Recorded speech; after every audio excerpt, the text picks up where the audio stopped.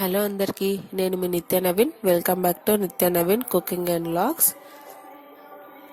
ఈరోజు వీడియోలో గోకరకాయ టమాటా కర్రీని ఈజీగా ఎలా తయారు చేయాలో చూద్దాం రండి. ఫస్ట్ గోకరకాయని చించుకున్న తర్వాత 2 times బాగా కడిగి పెట్టుకోవాలి. తర్వాత ఉల్లిపాయలు, టమాటాలు, అల్లం వెల్లుల్లి పేస్ట్, కరివేపాకు తీసుకొని పెట్టుకోవాలి. ఇప్పుడు గోకరకాయని 2 times బాగా కడిగిన దాన్ని స్టవ్ పైన పెట్టి వాచిపుచ్చుకోవాలి. ఒక గ్లాస్ వాటర్ వేసి ఒక 5 minutes ఉడకనిచ్చిన తర్వాత నీళ్ళు వంపేసుకోవాలి. ఇప్పుడు స్టవ్ పైన బాండి పెట్టి ఆయిల్ వేయాలి.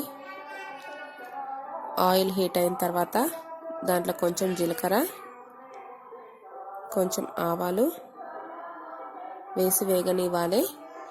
ఇవి వేగిన తర్వాత కట్ చేసుకున్న ఉల్లిపాయ ముక్కలు వేసి ఒకసారి కలుపుకోవాలి.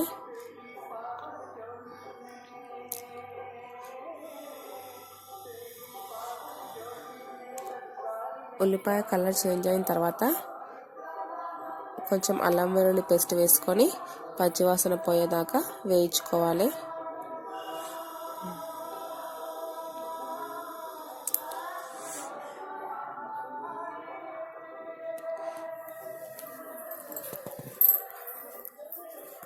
ఇప్పుడు దీంట్లో కొంచెం కరివేపాకు, కొంచెం పసుపు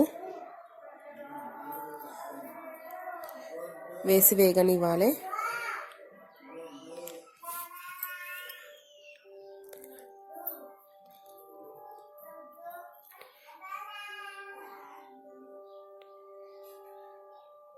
ఇప్పుడు మనం వాటర్ వంపేసుకున్న గోకరకాయ మొత్తం వేసి బాగా కలుపుకోవాలి.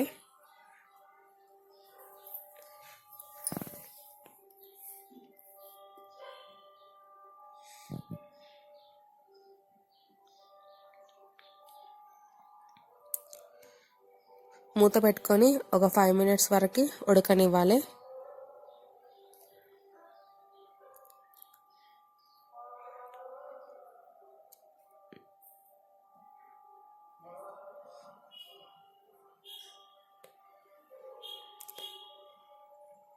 ఇప్పుడు దీంట్లో రుచికి సరిపడినంత ఉప్పు వేసుకొని ఒకసారి బాగా కలుపుకొని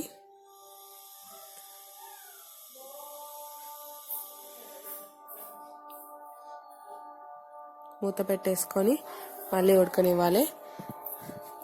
ఒక 5 minutes తర్వాత, ఒక 3-4 minutes తర్వాత టమాటా చిన్న కట్ చేసుకున్న టమాటా ముక్కల్ని వేసి ఒకసారి బాగా కలుపుకొని మళ్ళీ మూత పెట్టుకొని మగ్గించుకోవాలి. గోకరకాయలో టమాటా వేస్తే కొంచెం వాటర్ వేసుకొని చేసుకుంటే బాగుంటుంది. నువ్వుల పొడి వేస్తే ఇంకా టేస్ట్ బాగుంటుంది. ఒకవేళ నువ్వుల పొడి వేసుకుంటే కొంచెం వాటర్ వేసుకుంటే కర్రీకి టేస్ట్ బాగుంటుంది. టమాటా వేసుకుంటే ఇట్లా వాటర్ వేయకుండా ఫ్రై లాగా చేసుకుంటే కర్రీకి టేస్ట్ బాగుంటుంది. నువ్వుల పొడి వేస్తేనేమో కొంచెం వాటర్ వేసుకోవాలి. టమాటా వేస్తేనేమో ఇట్లా ఫ్రై లాగానే ఉండాలి.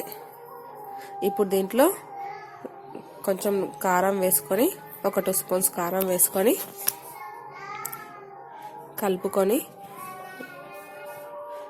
కొంచెం అయిన తర్వాత మళ్ళీ కొంచెం ధనియాల పౌడర్ వేసి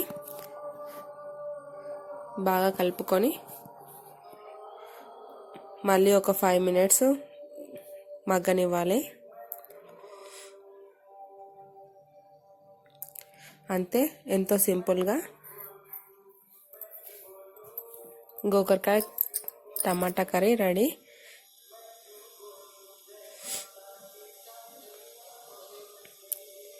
అంతే. మనము ఫస్ట్ కారం ఎందుకు వేయట్లే అంటే, ఫస్ట్ మనం వాటర్ వేయట్లే కదా, టమాటా వేసినందుకు వాటర్ వేయట్లేదు, అడుగంటుతుందని కారం లాస్ట్కి వేసాము. కారం వేసిన తర్వాత ఒక 5 minutes మగ్గనిస్తే అంతే, సరిపోతుంది. Thank you for watching. Video నచ్చినట్లయితే లైక్, షేర్, సబ్స్క్రైబ్ చేసుకోవడం మాత్రం మర్చిపోకండి.